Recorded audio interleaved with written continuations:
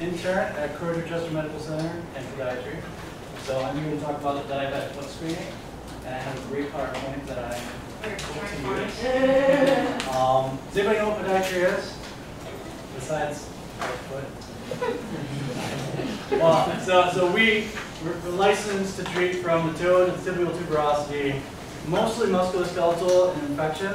So we do some like dermatology, we do some like vascular screening, but most of our work is trauma, bunions, hammer-toes, like biomechanical adjustments to the foot, and wound care. So. Do you want to give have those two? Yeah. I need about 1 more minute. Yeah. I'll pass a couple of these around. These are actually pretty expensive. Like kind of stupid expensive. I was going to put them back again. Yeah. I was going to give them to her. Yeah, these are like $1.50 a piece. It's kind of stupid expensive. It's a fishing line on a piece of cardboard. So I'll just pass a couple of them around for now, just because if they get bent, then they're kind of useless. This is a monofilament. It's what we're going to use for foot screening, which is good for anybody who doesn't want to touch your foot. You don't have to touch your foot. The monofilament will touch it for you. I think this might be as good as we get. Yeah.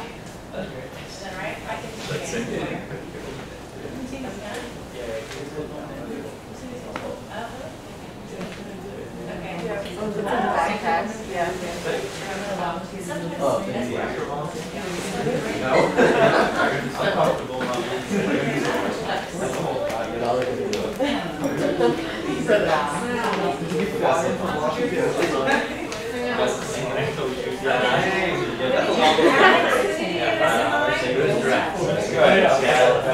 Guys, Alex has more to say in his introduction. And how did you meet your lovely wife? Yeah, so I actually did SMI in 2017. So I'm 4 years removed from the program, but actually not removed really at all. So the last year, whenever they did do diabetic foot screenings, I've been able to come back and teach and do a couple of the outreach days. So a lot of you guys are probably local, like you go to school around here. If you go to school around here, there's a good chance you'll go to residency around here. So this is always something I'm like. My wife and my baby are both here in the hallway. She was hungry, so she decided to eat. Her name is Brooklyn, the little one. My wife, Kira. We didn't meet at SMI, however. But it didn't hurt. Shortly after SMI, we did get engaged, and then the following summer we got married. So. She works at Esperanza. She works at Esperanza. And worked at Esperanza before you got married. And she worked here before I got married. We knew her before we knew him.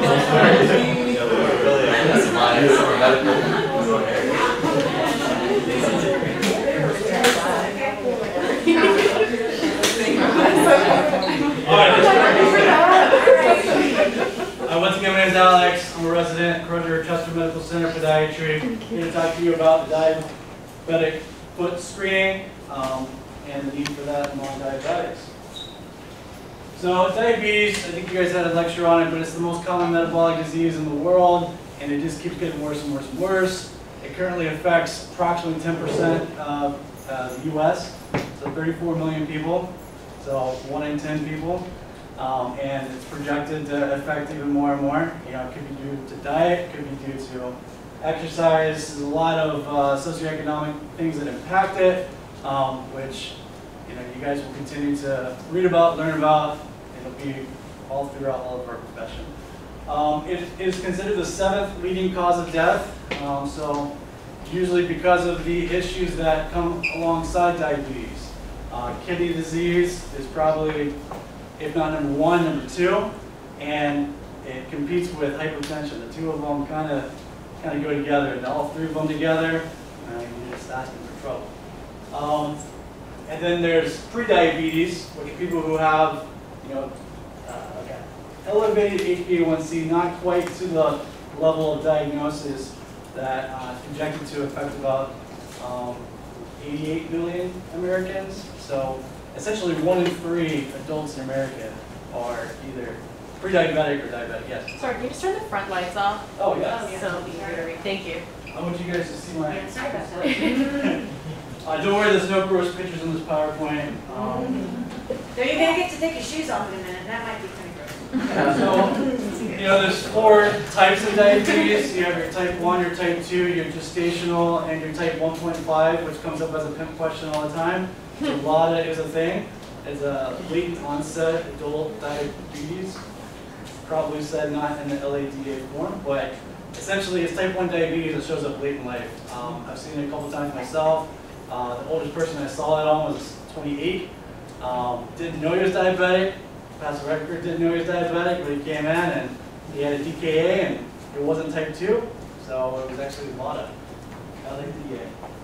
So complications from diabetes, your diabetic patients are going to have increased risk for heart disease, a stroke, there's diabetic ketoacidosis, there's the cousin of that, which is hyperosmolar hyperglycemic syndrome, which I personally don't treat. Kidney disease, eye disease, and peripheral neuropathy are probably like your biggest complications from diabetes overall. And of course, peripheral neuropathy can lead to pain in the feet and ankles, wound development, and ultimately amputation, which is why we want to screen for it. So diabetic peripheral neuropathy, it'll affect about 50% of your diabetics over the course of lifetime. So not all 50% will have the same symptoms, same severity. It does have a lot to do with their other comorbidities. If a patient has hyperlipidemia, hypertension, they're much more likely to have complications from a greater onset of neuropathy than someone who just has diabetes. But you don't often find people who just have diabetes. So peripheral neuropathy in a diabetic sense should be bilateral, and it should be affecting the hands and the feet symmetrically. So usually it starts in the feet because it's theoretically a farther unit from the spine, so the nerves are smaller and less perfused. So typically it starts in the bilateral foot, works its way up from the toes, and it also has a stocking or glove distribution as well. So the diabetic says, hey, my feet are numb and my hands are numb, then they're really kind of telling you, hey, I think I have neuropathy. About $10 billion, I just looked at the stats the other day, about $10 billion are spent annually in the United States alone on complications from neuropathy. So, I have 6 patients right now in the hospital that I saw this morning. Of those 6, 5 of them have neuropathy, and they've been in the hospital for, I think the shortest one's 2 days, but they're looking at another 2 days. And one is leaving today after being in the hospital for 4 days. So your average stay for someone who has a wound complication in the hospital is 4 days. So if you estimate $20,000 a day, that's $80,000 from each complication. And 2 of my 6, this is not their first radio. One of them is its 4th diabetic foot infection that yielded amputation. So thankfully there is podiatry that looks at a foot and says I can salvage that, and they don't just cut it off at the knee. But this guy, first on the right side, he had a gas infection, 4th air space, had to have a 4th and 5th ray resection. It healed, no complications there. He came back a year later, he had a wound on his left big toe. He says that he had cut it, it looked minor, but ended up getting infected, got a hallux amputation. Currently, right now, he's sitting in the hospital with a hammer toe that developed after his hallux amputation because of the biomechanics. The second toe had to take all the weight, so it curled down to make it a little beefier of a weight-bearing surface. And because of that, the tip of the toe rubbed on his shoe, has a wound, got down to the bone eroded. So tomorrow, I'm actually going to see the guy, and he's probably going to get a partial digit amputation because of it. Rather minor procedure, but the guy's in the hospital for 4 days, and he's at risk for further wound development in the future. So there's a reason for this. Differential diagnoses, they're huge. Okay, that's why you take your board exams. Is because we want you to think of the bigger picture. So someone has peripheral neuropathy, it doesn't have to be because they're diabetic. So I would say the second leading cause for someone to have bilateral numbness, tingling, burning would be because of excessive alcohol use. So someone who drinks more than 6 beers a day for greater than 5 years is at risk for alcohol-induced peripheral neuropathy, which is actually fairly common. I would say it's the second leading cause behind diabetes for someone that have neuropathy. Certain medications can put you at an increased risk. Chemotherapy, of course, chemotherapy has other complications, and then certain viruses can actually cause you to have peripheral neuropathies. Typically, the viral ones are more acute, and they kind of go away with time, so they're not usually a lifetime thing. But Guillain-Barré syndrome is a type of peripheral neuropathy.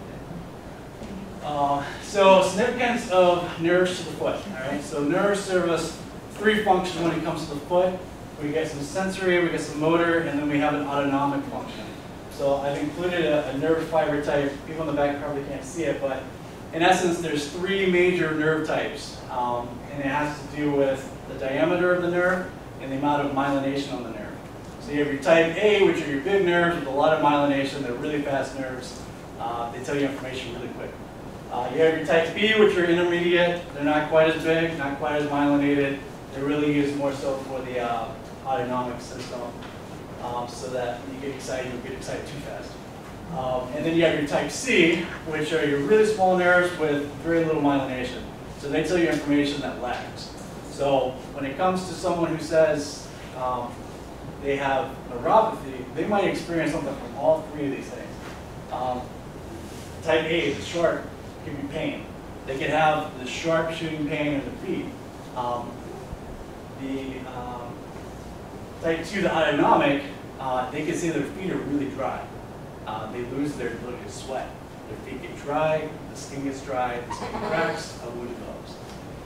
And then type C, these are your dull, like they can almost feel crampy, like their feet cramp up at night.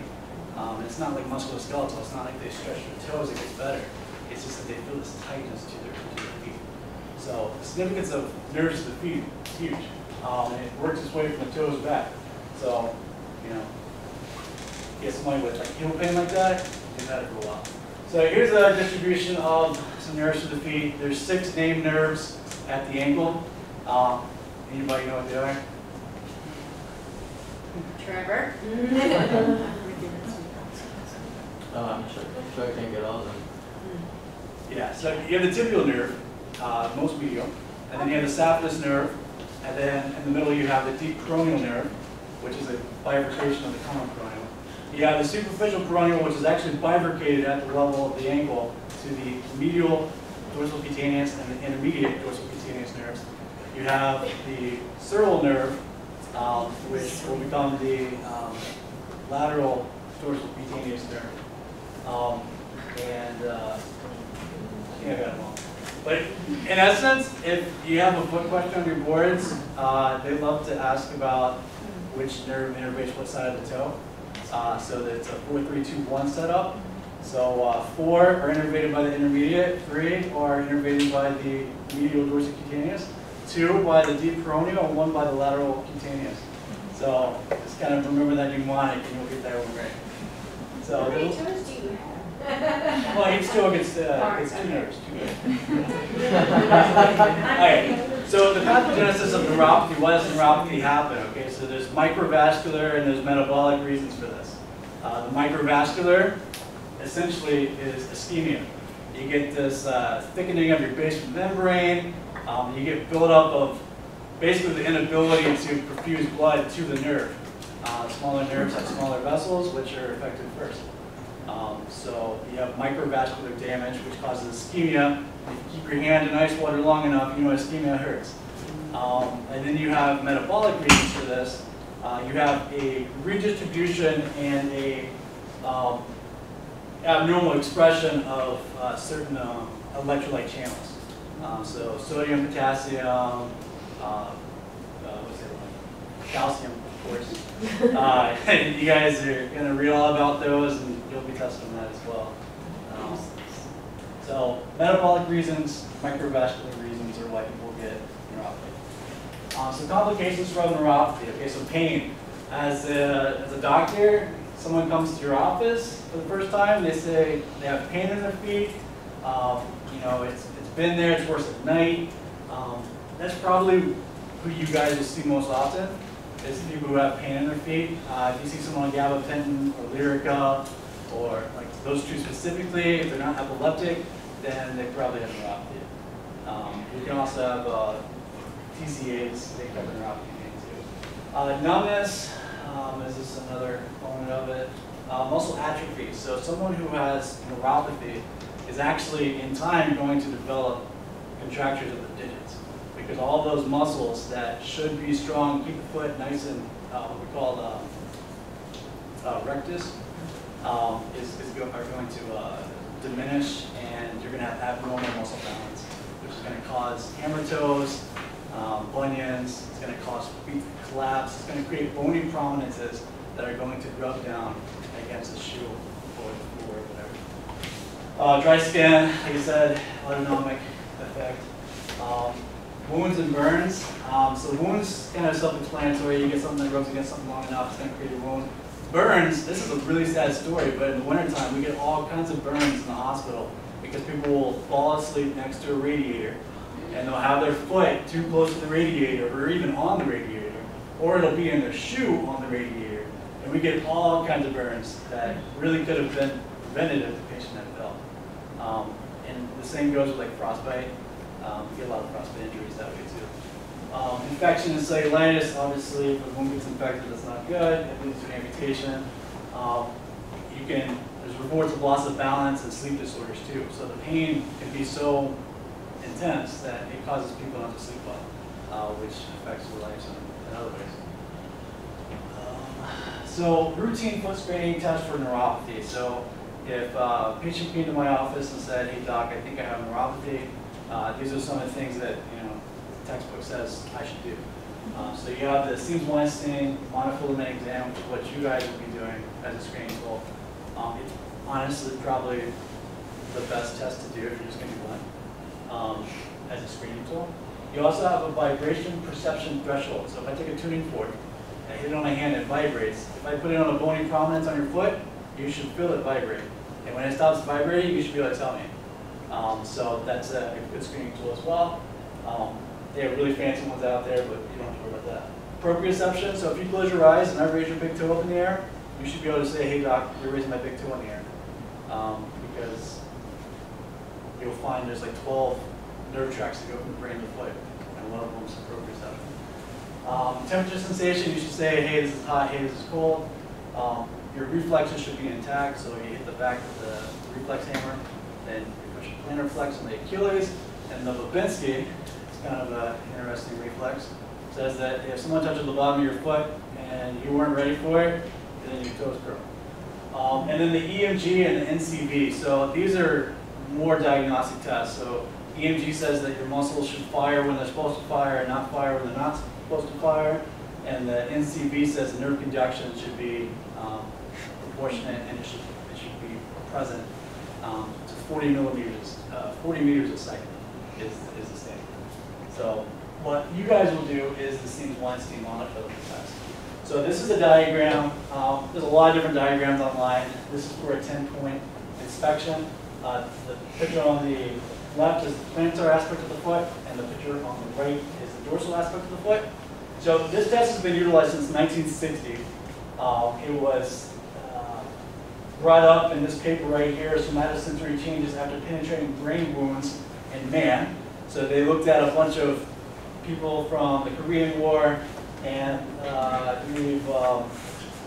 don't know, whatever war was right before that. It might have been World War II, but basically they looked at 100 and something patients, and they tested their hand actually. They tested their thumb and the palm of their hand to see if there was any differences symmetrically using the monofilament.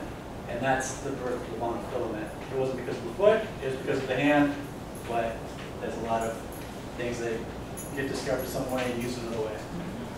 So it utilizes a 10 grams of force. So, the lab says that this monofilament right here, when I apply it into a C form, like a C shape, I'm applying 10 grams of force. And through experimental trials, they've decided that 10 grams is the cutoff to say, yes, you can feel it, or no, you can't. If I do 12, then I'm letting you cheat. And if I do 8, I'm just too mean. So 10 grams is the answer. So it's also a simple test. It utilizes like patient verbal feedback. It's just yes or no. It's like, do you feel this? Do you not feel this? So typically you have the patient close their eyes, you apply the monofilament, and you say, hey, when you feel this, just say yes. And then you test the 10 points specifically on the bilateral foot. So the best result would be 10 out of 10. Would say, I felt all the 10 times that you applied monofilament to both feet. I would say that there's a high chance for neuropathy if the patient cannot feel 4 of those 10. That's because of the way this map works. This map works that you basically are testing the forefoot in 7 spots, the midfoot 2 and the rear foot 1. So to say that you can't feel your big toe, but you can feel the third toe and you can feel everything else, I wouldn't say that necessarily is neuropathy. That could be like a lumbar radiculopathy, like a lower back thing.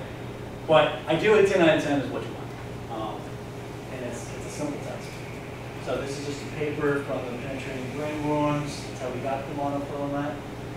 So recommendations from screening. So when you screen a diabetic patient, you have and they don't have a wound, they don't have anything that says anything acute, and you got to have follow-up. So these are the recommendations from the American Diabetes Association regarding follow-up for diabetic foot screening.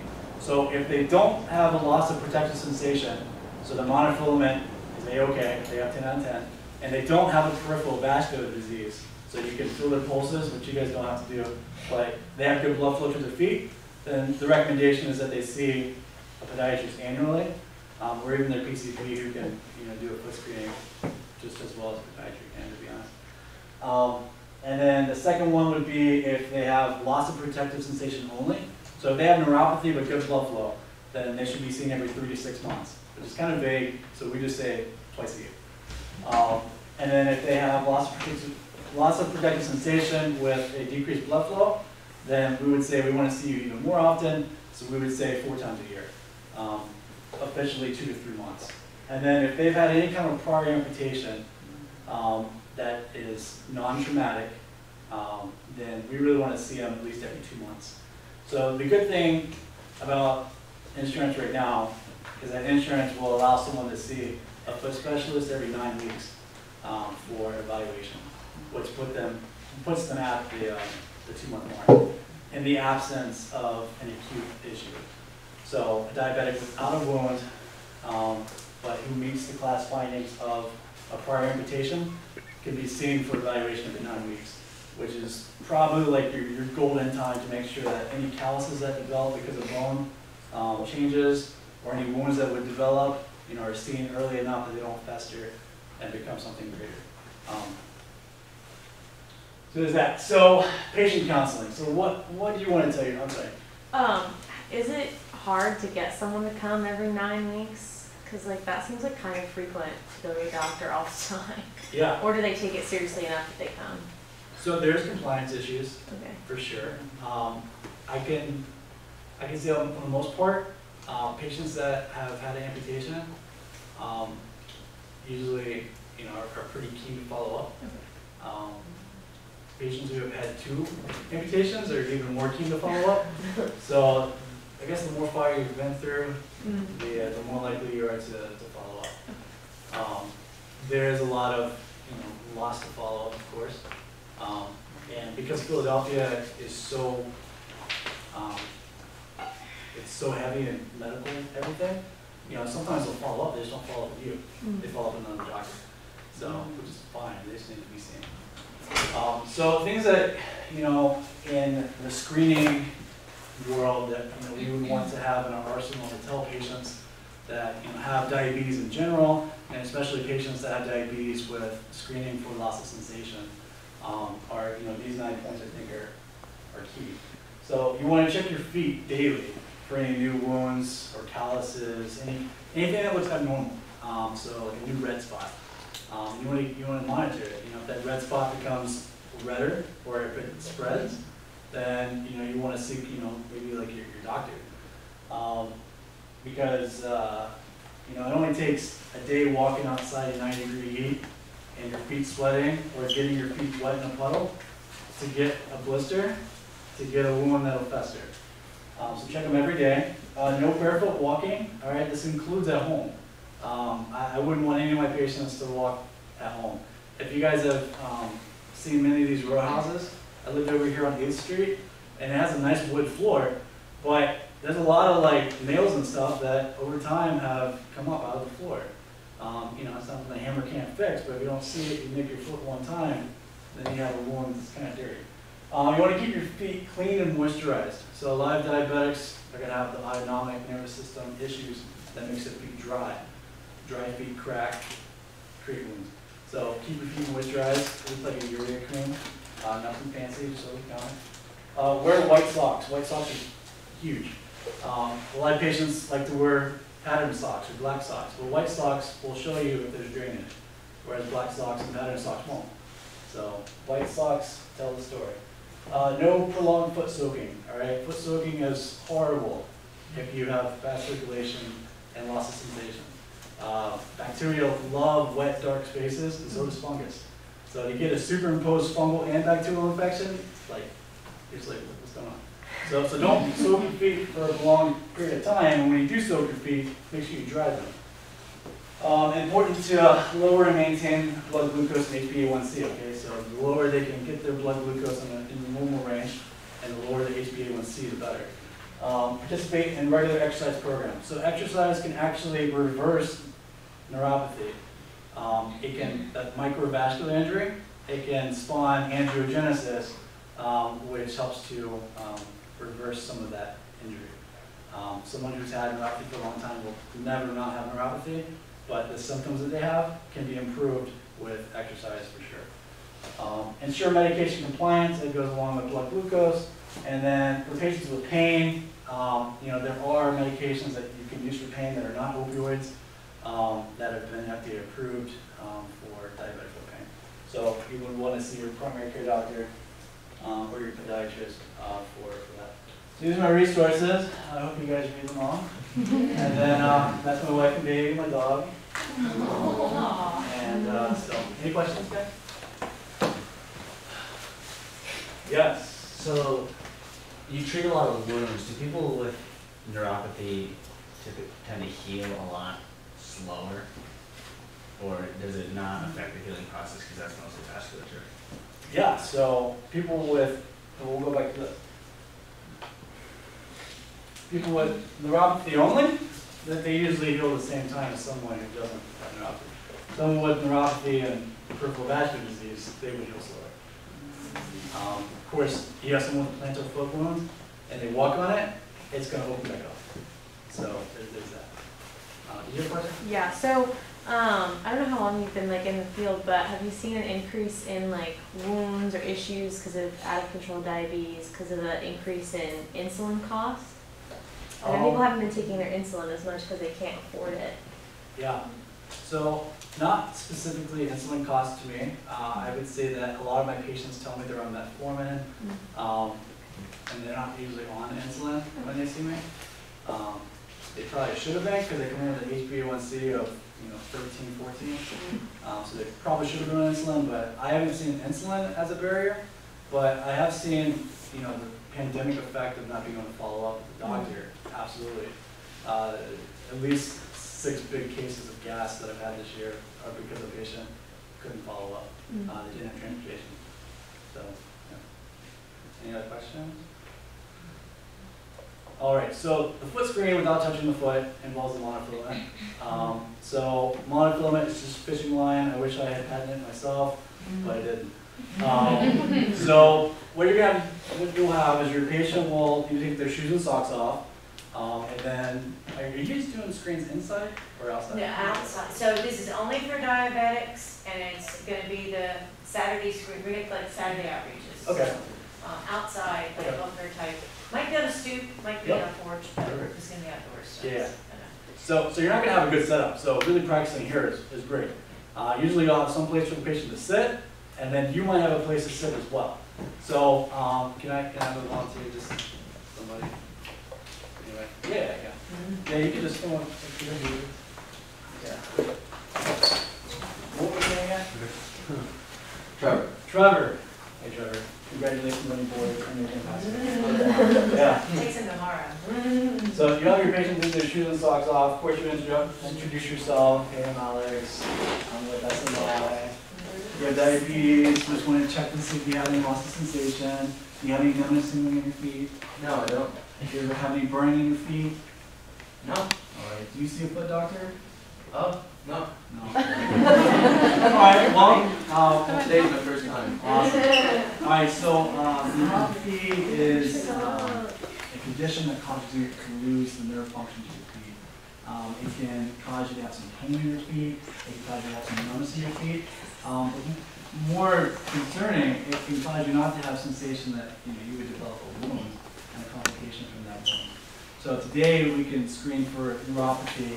We have a fishing line. It's right here. You can just feel on your hand. It's not sharp. It's just a fishing line, piece of plastic on a piece of cardboard. And using this, we can kind of test your sensation on the bottom of your foot and see how things are. So I'm going to have you close your eyes, and I'm going to touch the bottom of your foot in a couple different places with the fishing line. I'm going to have you say yes when you feel it, yes, that's simple. So on a stoop, you're probably not going to have a chair. So sometimes you have to humble yourself and like watch the feet basically. And the knee is a great place. I know that not everybody likes feet, and if you don't have such a foot, you can have them put their foot on something. So here, I'll have you put your foot on. So they can have their foot up on something, and all you gotta do is Backpack. yeah. Because not everybody's foot you're gonna want to touch, right? But this is a monofilament. So you apply it to a C, not a J, not a Z, a C, like cat. So at a C, it is scientifically at 10 grams. All right. At a J, you're at 8. You're being mean to the patient, and at Z, it's 12, and you're cheating. All right. So at a C, you're at 10 grams. All right. What's a J and a Z? So a J is like you just barely push it. Okay. You know, you get that little like shepherd hook thing. Yeah. And a Z is like you just crank this. Okay. You crank it a little bit. All right. So Trevor, I'm gonna have you close your eyes. Just tell me yes when you feel it. Yes. Yes. All right. So I start at the bottom of the big toe. Yes. Bottom of the third toe. Yes. Bottom of the fifth toe. Yes. Something at 1. Yes. Something at 3. Yes. Something at 5, which is like underneath the med head, underneath the bony comments there. And the medial arch, Yes. lateral arch, Yes. plantar foot, comes your heel. Yes. Perfect. And then the dorsal first interspace. Yes. All right. The reason you do the dorsal first interspace is because of that deep peroneal nerve. It innervates just that spot. So just a little tidbit for you. And then you would do the other side. So you say, oh, okay, let's test the other side. You can just put your foot up on this one. Perfect. All right, same thing as before. Yes when you feel that, no when you don't. Have you close your eyes and let's just let me know. Yes. Yes. Yes. All right. Med heads. Yes. Yes. Yes. All right. Lateral arch. Yes. Medial arch. Yes. Plantar foot. Yes. I hope I know. Yeah. All right. So if they're just saying yes, right? Then you just pause. And if they keep saying yes, yes, yes, you're just like, all right, well. Yeah. So you can kind of gauge with that. So Trevor, you have 10 out of 10 sensation in your foot. You know. Based on this evidence, you know, you're not at high risk for neuropathy, but we would still recommend you see, you know, a foot specialist or your PCP every year to check for that. Any questions for me? Not right now, thank you. All right, well that was good. So that's your diabetic foot screen. You don't do it on everybody. You only do it on your diabetics, and you could do the alternative, and you could hold your heel in your hand. With gloves on, with gloves on, Yeah. with gloves on. There's an argument to say that's what Jesus would do. Yeah, you could have them put their foot on your knee. Like, you're basically going to have to improvise. Backpack. It can't be backpack. Yeah. So you got to Because improvise. backpacks have seen a lot worse, can I say. All right. Well, that's what you got to do. Thank you.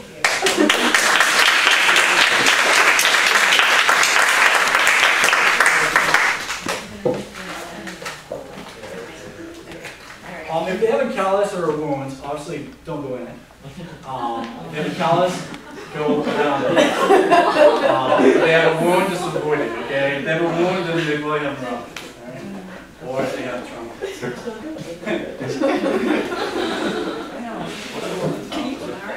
So, on the screens that you saw yesterday, we this can is feel the middle of the third Oh, page, yeah. where the questions are. And then that little diagram is on the back here. It's either on the back or under, it's somewhere on the clipboard, like physically on the clipboard. Pasted on that. And you'll get a chance to practice on Thursday, on each other. Okay, thanks, Alex. All right. Bye, guys. Thank you.